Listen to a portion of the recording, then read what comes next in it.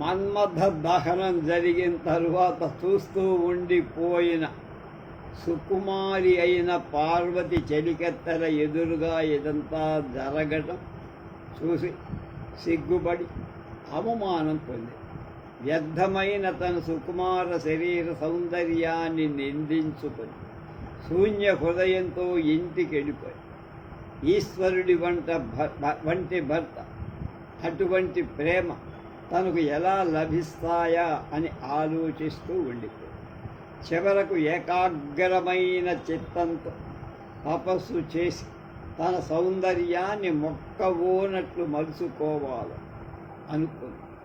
ఈ సుకుమారమైన సౌందర్యం కంటే మానసిక స్థైర్యం, దానివల్ల వచ్చిన సౌందర్యం చాలా అవసరమని నిశ్చయించు. ఇయేష సాకర్తుమవంజరూపతం సమాధిమస్తాయ తపోభిః ఆత్మనః.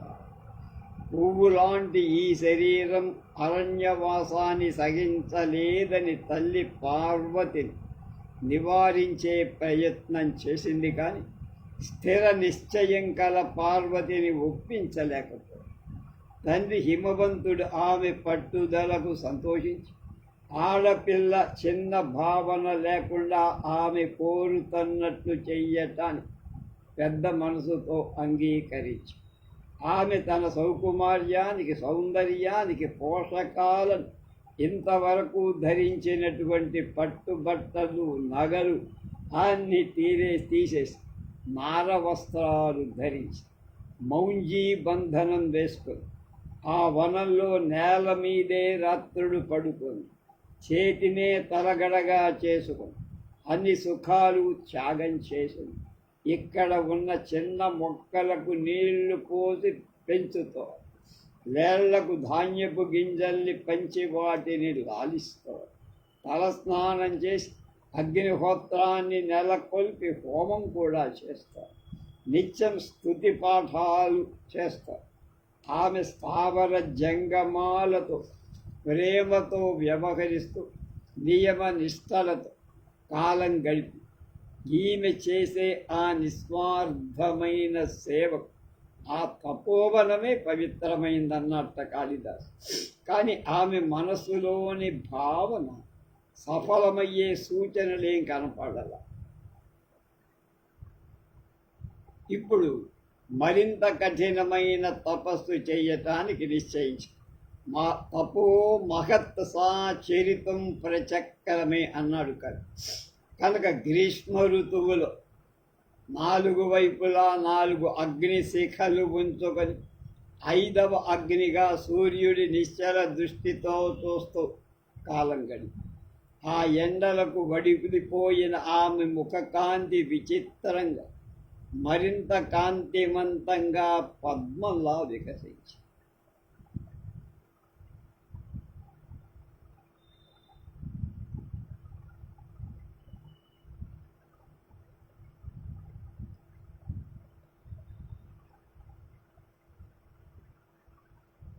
ఆమె సూర్యుని తీక్షణమైన పరాక్రమాన్ని కూడా ఎదుర్కోగలిగే శక్తిని సంపాదించింది. వర్షాకాలంలో ఆరు బయట స్థిరంగా కూర్చొని తపస్సు చేసింది తడుస్తూనే. ఎంతటి ఎడి తరిపి లేని వానల్లో అయినా కప్పు కింద ఉండక అక్కడున్న రాతి పలక మీదనే పడుకు.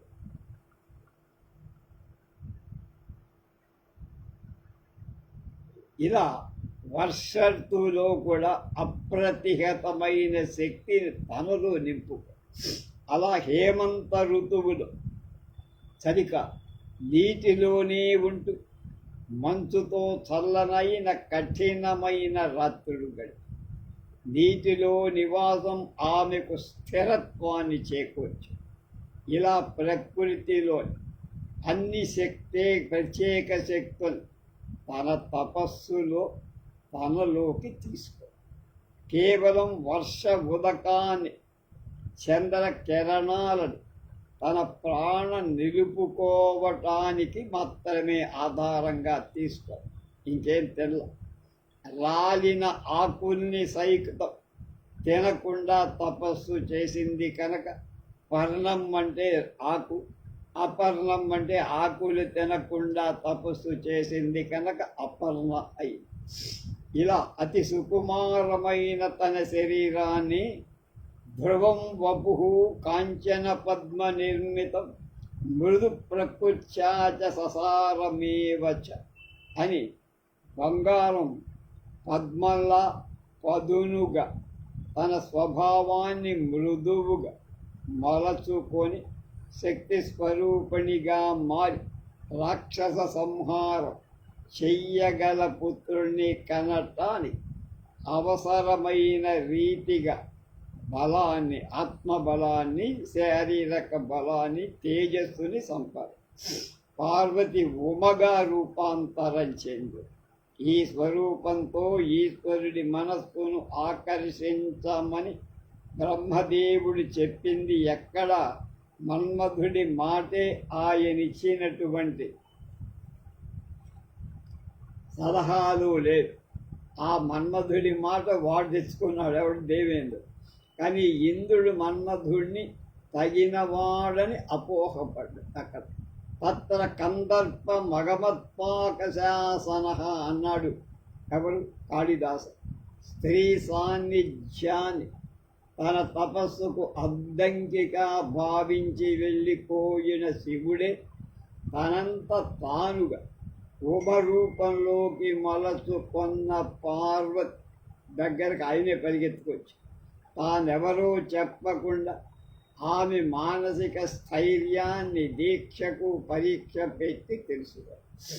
ఈ నిష్కల్మషమైన పవిత్రమైన చర్యలతో నీ తండ్రి హిమవంతుడు అతడి వంశం కూడా పవిత్రం చేశావు.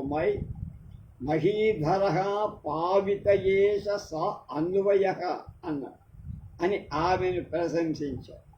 ఏ వరాల కోసమైతే సాధారణంగా తపస్సు చేస్తా అవన్నీ నీకు పుట్టుకతోనే వచ్చేసాయి, మళ్ళా విడిగా చెయ్యక్క. కానీ వరుడి కోసం తపస్సు చేస్తున్నావా? అలా అయితే ఆ వరుడే నీ కోసం తపస్సు చెయ్యాలి. అంత అదృష్టశాలి విను. కనుక నువ్వు వెతక్కోడక్కల్లా, నిన్ను వెతుక్కోవాలి. వాడు ఎవరు? శివుడు. నరత్నమన్విష్యతి మృగ్యతే హి తత్. ఎన్నాళ్ళు కష్టపడతావమ్మా? వజ్రం ఎవడు వెతుక్కోకోల్లా, అదే మీకు లభిస్తుంది. నా తపస్సులో సగ భాగాన్ని నీకు ఇచ్చేస్తా. నీకు కావాల్సిన దాన్ని పొంది ఈ కష్టాన్ని ఇంకా చాలించు అని సానుభూతి చూపించాడు మహేశ్వరుడు.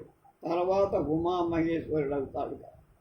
ఇక అప్పుడు అతనికి విషయం చెప్పమని స్నేహితురాలికి ఉమాదేవి సంజ్ఞ చేసి ఆవిడ అపురూపహార్యం మదనస్య నిగ్రహాత్ పినాకపాణిం పతిమాప్తుమిచ్చత్ అని మన్మధుణ్ణి దగించినవాడు, శారీరక సౌందర్యానికి చిక్కనివాడు అయిన ఆ పినాకపాణి భర్తగా పొందటం కోసం తపస్సు చేస్తోందని శివుడికి చెప్పి అది విన్న వెంటనే శివుడు తనకు కలిగిన సంతోషాన్ని బయటపడనివ్వకుండా జాగ్రత్తపడి పార్వతీదేవిని ఇది నిజమా అని ఆమెనే అడిగాడు.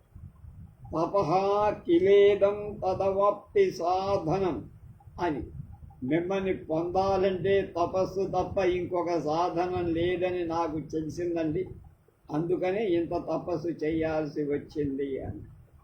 అది విన్న ఈశ్వరుడు అయ్యో కోరుకొని ఆ శివుణ్ణి ఇప్పటికే ఆశ్రయించిన చంద్రకళ లోకుల కళ్ళకు వెన్నెల వెలుగన్ని పంచే నువ్వు అతన్ని ఆశ్రయించాలనుకోవటం మీ దురదృష్టం. ఐశ్వర్య లక్షణాలు కల నువ్వెక్కడ? మశానవాసి పన్నగ భూషణుడు గజ చర్మాంబరధారి అయిన ఆయనెక్కడ? నీ మనసు మళ్ళించుకోమాయి అని ఇంకొకసారి ఆమె మనసు స్థిరంగా ఉందా లేక ఇంకా డోలాయమానంగా ఊగుతోందా అని అడిగాడు. ఇది శ్రీనాథుడు కూడా చక్కని పద్యాలు రాశాడు మనకు తెలుసు. వెంటనే ఆ ఉమాస్వరూపిణి పరిమితి లేని కోపంతో, అంటే కోపం తారాస్థాయికి వచ్చి, మమాత్ర భావైక రసం మనస్థితం నా కామవృత్తిర్వచనీయం ఇచ్చతే అని నా మనసు ఆ ఈశ్వరుడి యందు స్థిరంగా లగ్నమైపోయిందయ్యా. ఇక నువ్వు దాని గురించి చర్చించవద్దు. అంటే ఒక బ్రహ్మచారి వేషంలో వచ్చి ఆయనని పరీక్ష చేశారు. నువ్వు చెప్పినట్టు ఆ ఈశ్వరుడు అలాగే ఉండి నాకేం అభ్యంతరం లేదు, లోకులు ఏమనుకున్నా నేను లక్ష్య పెట్ట అని తన మనోనిశ్చయ. ఆయన గజచర్మధారైన, పాముల్ని వేసుకున్న, కపాల మాలికలు ధరించిన, ఏవో త్రిశూలం లాంటిదున్నా, శ్మశానంలో పడుకున్న, ఐ డోంట్ కేర్, వాడే నా మగుడు అన్నది. స్వరూపమస్థాయ చతాం స్మిత కృతస్మిత సమాలలంకే వృషరాజకేతన అని తన నిజ రూపంలోకి వచ్చి ఆమెను వెళ్లకుండా అప్పటి స్వరూపాన్ని ప్రత్యక్షం చేసి, ఆ పార్వతి కొండ అడ్డుపడినప్పుడు ప్రవహించటానికి తొట్టుపడి నదిలా వెళ్ళలేకపోయి, అంటే ముందుకు అడుగు వేయాలి. ఎలా ఉన్నది అలా ఉండిపోయిన స్థాణువైపోయి, రాయి లాంటి ఆమె ఈశ్వర దర్శనంతో చెలించి కరిగిపోవటం మొదలుపెట్టింది. ఈశ్వరుడు అద్య ప్రభృత్ శవనాథాంగి తవాస్మి దాసః క్రీతస్తపోభి అన్నాడు శివుడు. ఇప్పుడు నీ దాసుని ఇక నుంచి నీ తపస్సులో నన్ను కొనేశావు. ఎంత తపస్సు చేశావో నాకే ఆశ్చర్యమే, నేను నీకు అమ్ముడిపోయానమ్మాయి అన్నాడు. ఈ మాట విన్న తక్షణం ఆమెకు లభించిన అమూల్యమైన ఫలం తాజాధనాన్ని, ఫ్రెష్నెస్ని ఆమెకు తెచ్చిపోయి, అలా పార్వతీ పరమేశ్వర్ ఒకరికి తగ్గవాళ్ళుగా ఒకరు తమను తీర్చిదిద్దుకొని ఆదర్శమైన వధూవరులయ్యారు. చిరకాలం అన్యోన్యంగా ఉండటానికి కావలసిన అర్హతలన్నీ లోకానికి చెప్పారు. ఇక తరువాత సప్తర్షుల ఆధ్వర్యంలో అరుంధతీదేవి సాచివ్యంలో వారిద్దరి వివాహం వైభవంగా జరగటం, ఆ తర్వాత కుమార జననం జరగటం కనుక తారకాసుర సంహారం కనుక తారకాసురుణ్ణి చంపటానికి పుట్టాల్సిన కుర్రాడు కావాలంటే తల్లిదండ్రులు ఎంత స్థితిలోకి ఉండాలి అనేది ఇక్కడ చూపించాడంటారు ధూళిపాళ అన్నపూర్ణగా. తర్వాతది కేక. సప్తాస్వరథమారూఢం ప్రచండం కశ్యపాత్మజం శ్వేత పద్మధరం దేవం తం సూర్యం ప్రణమామ్యహం అని సూర్యాస్తకం. ఈ మధ్య కుర్రకారు నోళ్లలో వినిపించే ప్రశంసాత్మకమైన అభినందన పదస్వరూపం కెవ్వు కేక. ఎలా సినిమా అంటే బుక్ కెవ్వు, ఎలా వెళ్తున్న కేక అంటారు. అది కనుక కెవ్వు అనేది ధ్వనికి అనుకాలం. కేక కే శిరసి కాయతే అభివ్యజ్యత ఇది కేక అని సంస్కృతికి ఒక నిఘంటు ఉత్పత్తి ఉంది. శిరస్సు ఎత్తి పలికేది కేక. అది మయూరం నెమలి చేసే క్రేంక. కనుక మయూరం నెమలి చేసే క్రేంకారం పేరు కేక. ఎందుకు వచ్చింది? తల కే శిరసి కాయత్, శిరస్సును పైకెత్తి, అభివ్యజ్యత అంటే ఎత్తి పలుకుతుంది దాని నోటిలోంచి మాట, అందువల్ల కేక అయిపోయింది. కనుక మయూరనామ సంస్కృత కవి విరచిత సూర్య శతకం ఇప్పుడు నేను చెప్పదలుచుకుందంటున్నారు. ఎవరిది చెప్పింది? పొన్నపల్లి శ్రీరామారావు. కనుక మయూరుడు హర్షుడి అంటే 606 క్రీస్తు శకం నుంచి 648 దాకా కన్యాకుబ్జాన్ని పాలించిన హర్షుడి ఆస్థాన కవి మయూరుడు. బాణోచ్ఛిష్టం జగత్ సర్వం అనిపించిన కాదంబరి గ్రంథకర్త భట్ట బాణ కవీశ్వరుడి శుభశూరుడు మామగారంట. శాలకుడని కూడా కొందరంట. నవసాహసాంక చరిత్రకర్త పద్మగుప్తుడు సచిత్ర వర్జ విచ్చిత్తిశాలినో అవనీపతి శ్రీహర్ష ఇవ సంఘట్టం చక్రే బాణమయూరయో అనడం చేత బాణమయూర కవులిద్దరు శ్రీహర్ష ఆస్థానంలో ఉన్నారని చెప్ప. అజరామరంగా నిలిచిన సూర్య శతకం మయూరుడి కృతి. సుభాషితావళ్యాదులు అతనివిగా చెప్పబడతాయి. కొన్ని శివస్తవ భక్తి శ్లోకాలు మయూరునివే ఆయనే రాశాడంట. మయూరునిదిగా సదుక్తి కర్ణామృతంలో ఒక శ్లోకం కనపడుతుంది.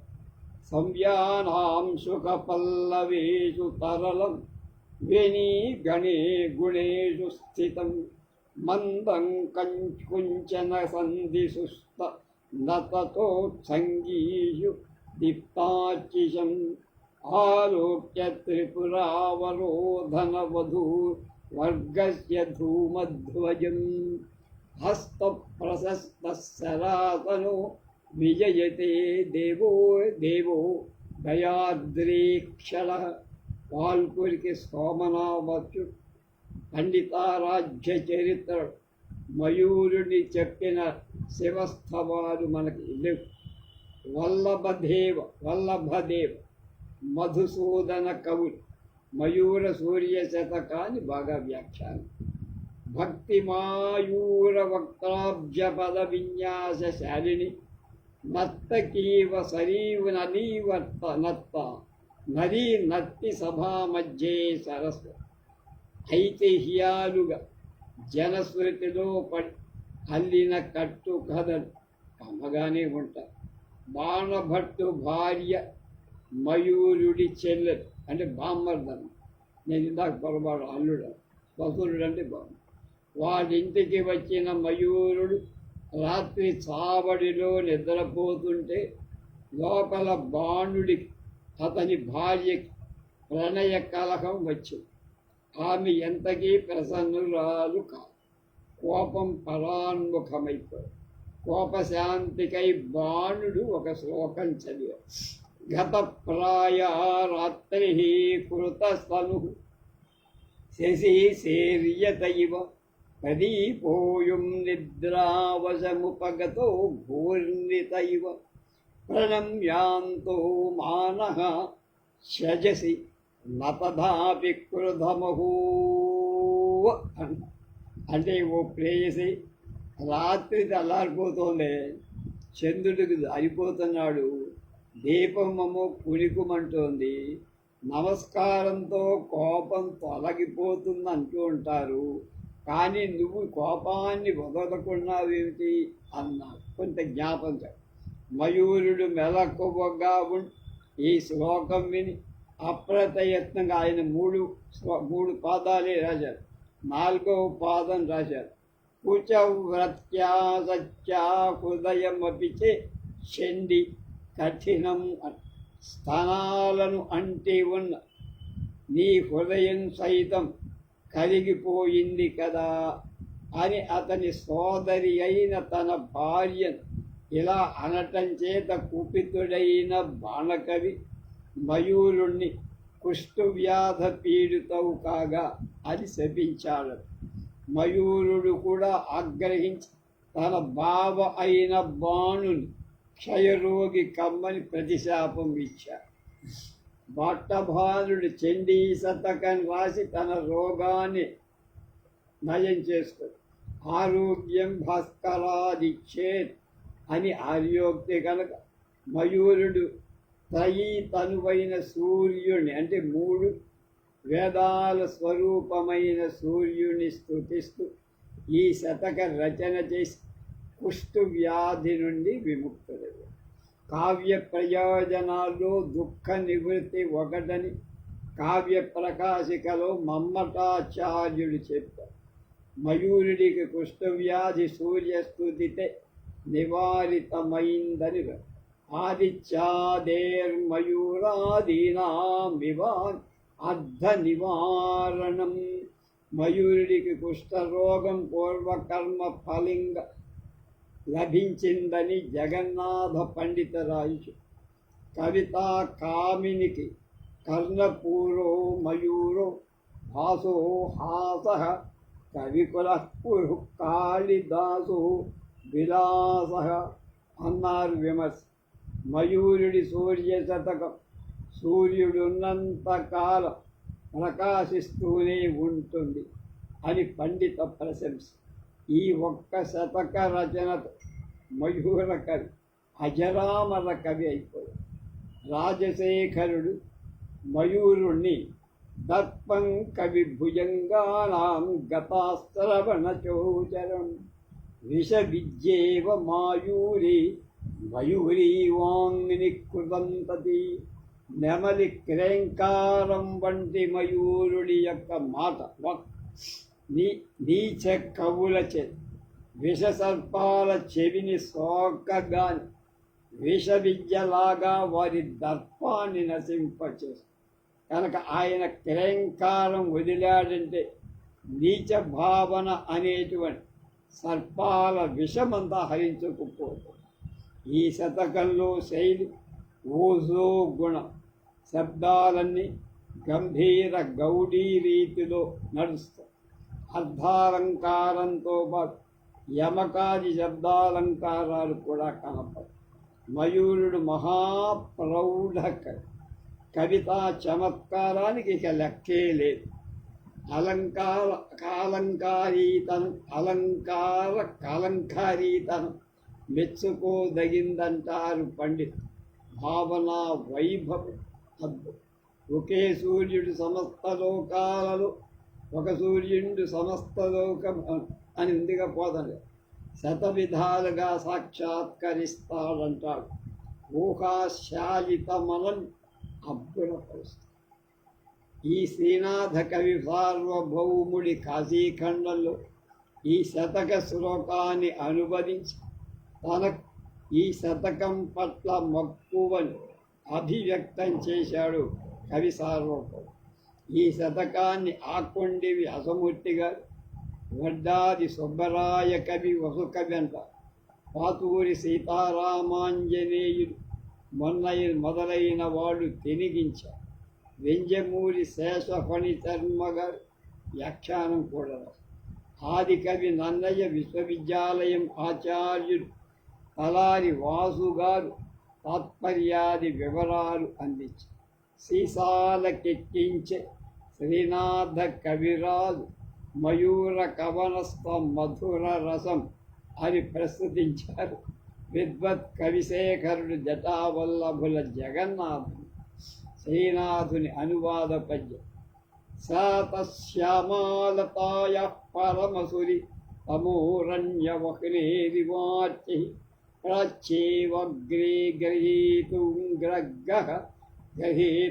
గ్రహ కుముద వనసంద్రాగుదస్థాగ్రహస్థ ఐక్యం విందంజుభో భూమ్యో అధిరివ విధాతేవ విశ్వప్రబోధం వాహానాన్నోపవినేతావ్య పనయతు విపన్నామధమాధిపత్య. ఇది మయూరుడి స్వరం.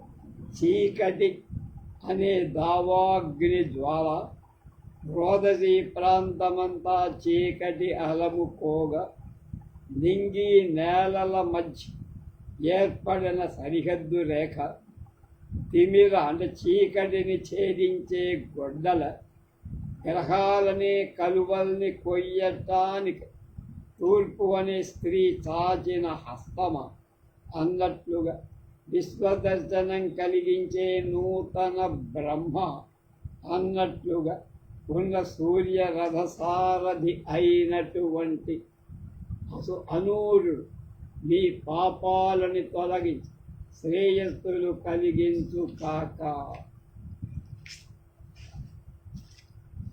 దీనికి శ్రీనాథుడి అనువాదం. చిరుసాన పట్టించి చికిలి సేయించిన గండ్రగొడ్డలి నిశా గగనలత గార్కొండ నిబిడాంధకార ధారాఛటాసత్తరవాటి వీతిహోత్ర జిహ్వ నక్షత్ర కుముద కాననం గిల్లెడు పొంటే రాచి ఎత్తిన హస్త పల్లవాగ్రమరస్ మింటికి మంటికి ఐక్య సందేహం పరిహరింపంగ పాల్పడ్డ అవధి సృష్టి కత్తెర్ర తులుసంజ చెలిమిక కుంటి వినతా మహాదేవి కొడుకు కొల్ల సరిత్రు సారథి కట్టెర్ర ఛాయ వేడు వరుణుడు ఉదయించే ప్రాగ్దిశ అభ్యంతరము. కాశికా ఖండంలో 1వ ఆశ్వాసంలో 121. మహాప్రతిభావంతుడైన శ్రీనాథ కవి మయూరుడి భావాలకు తన భావాలను జోడించి చేసిన అనువాదం హృద్యం నవజ్యం. అలాగే 2 ద్వీపేయోస్తాచలోస్మిన్ భవతి ఖలు స ఏవాపరత్రోదయాద్దివ్యా యామిన్యుజ్వలేందుజ్యుతిరిహ దివసోऽన్యత్ర తీవ్రా తపః సహ యద్వాస్యౌ దేశకాలావితి నియమతో నోతు యం దేశకాలా నవ్యాత్స స్వప్రభుత్వాహిత భువనహితో హేతురక్నోమినోపహ. దీనికి అనుభవం. ఒక దీవి నేకొండ ఉదయాద్రియయితో అది ఒండు దీవికి అస్తశిఖ.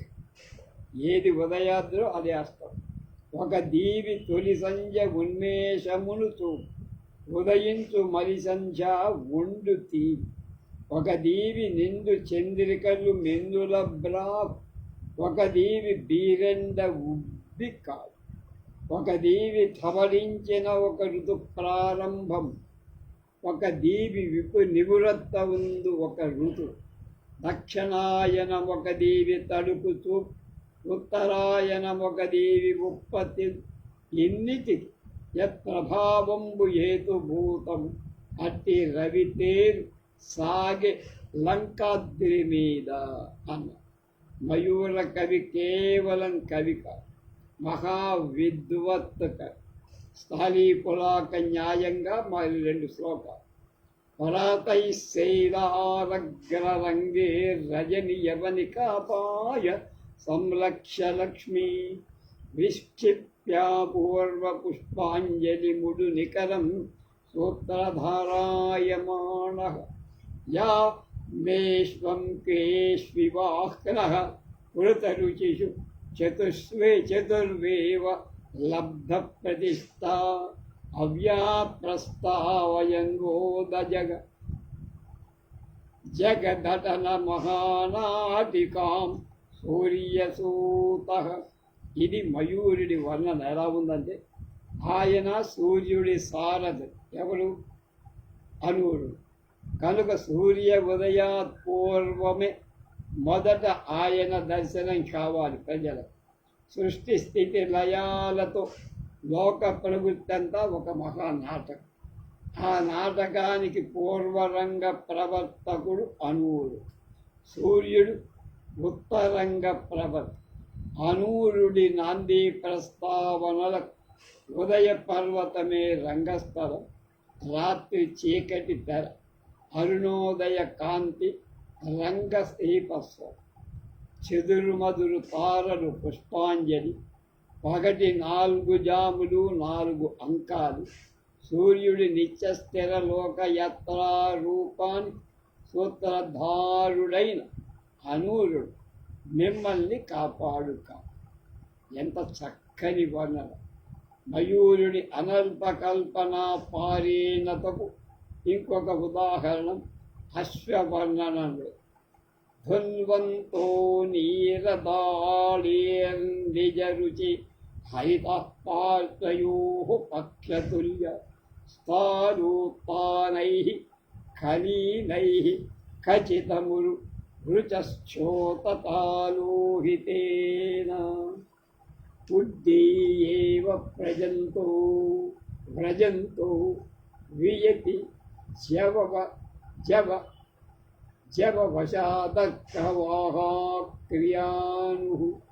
క్రియాసు క్షేమం హేమాద్రిగుర్జద్రుమశిఖరశిరః శ్రేణిశాఖాసుకావః. ఇది 49వ శ్లోకం. రథం యొక్క అశ్వాలు పచ్చగా ఉంటాయి, హరిదస్త కనుక చిలుకలతో పోలిక చేశారు. వేరు పర్వతం అనేది మహావృక్షం. పర్వత శిఖరాలు వాటికి శిఖరాల వరుస కొమ్మ. పర్వత భాగాన అగ్రభాగాన పచ్చడి గుర్రాలు పరిగెత్తారు. సూర్యుడు గుర్ర చెట్టు కొమ్మల పైన తిరుగుతున్నాయి చిలక. ఎగిరే చిలకల రెక్కలు విదిలిస్తాయి. గగన వీధిలో పరిగెత్తే రథ్యం మబ్బులను చెదరగొడతాయి. ఆ మబ్బులలో గుర్రాల కాంతి ప్రతిఫలిస్తూ ఉంది.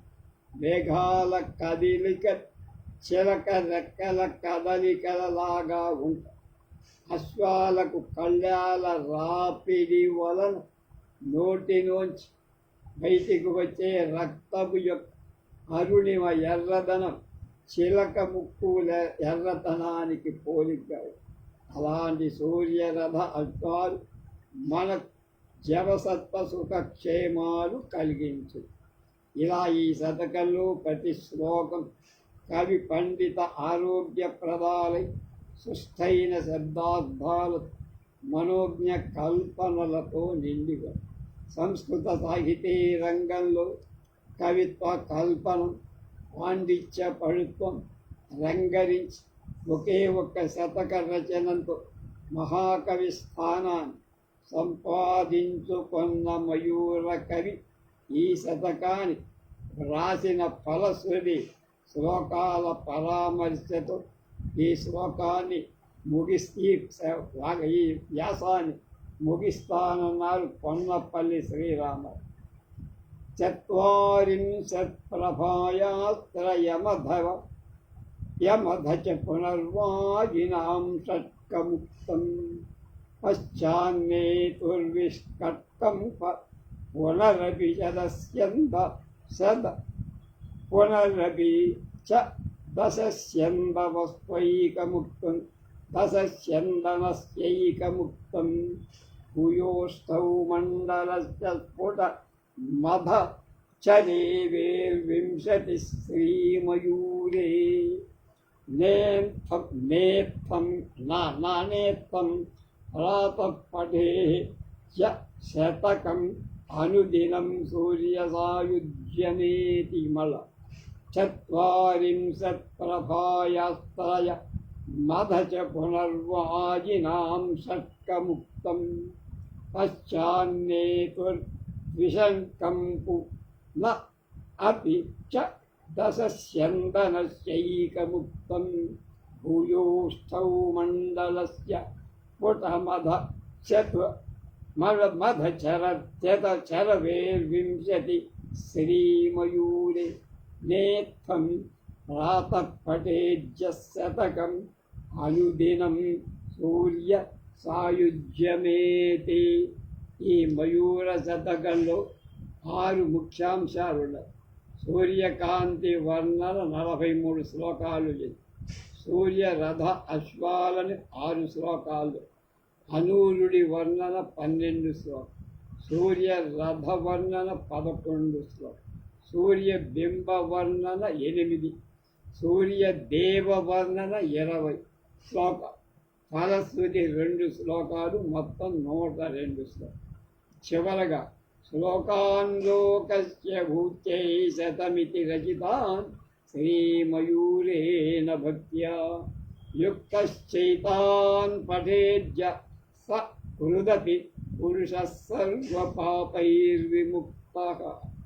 ఆరోగ్యం సత్కవిత్వం శ్రియం మతులం బలం కాంతిమాయు ప్రహర్షం విద్యామైశ్వర్యమర్థం పరమపి లభతే సూర్యప్రసాదాత్. ఈ విధంగా లోకక్షేమానికి మయూర మహాకవిచే రచించబడిన శతకం ఇది. దీన్ని భక్తితో ఒక్కసారైన చదివితే వ్యక్తి చదివినవాడు సూర్య అనుగ్రహ పాత్రుడే. ఆరోగ్యం, ఉత్తమ కవితా చాతుర్యం, అనేక వంశాల పరిజ్ఞానమితి, అసమానమైన బలం, ఆయుష్, అభ్యుదయ, ఉదాత్త విద్యా సంపద, ఐశ్వర్య ఆధిక్యం, పరమశాంతులను పొందగలరు. ఇది శతం అని గుర్తేశారు. రేపు భవభూతే శిఖరిణి నిరర్గళ తరంగిణి. ఇది తేకుమళ్ళ వెంకటప్పయ్య గారి వ్యాసం. రేపు తెలుసుకుందాం.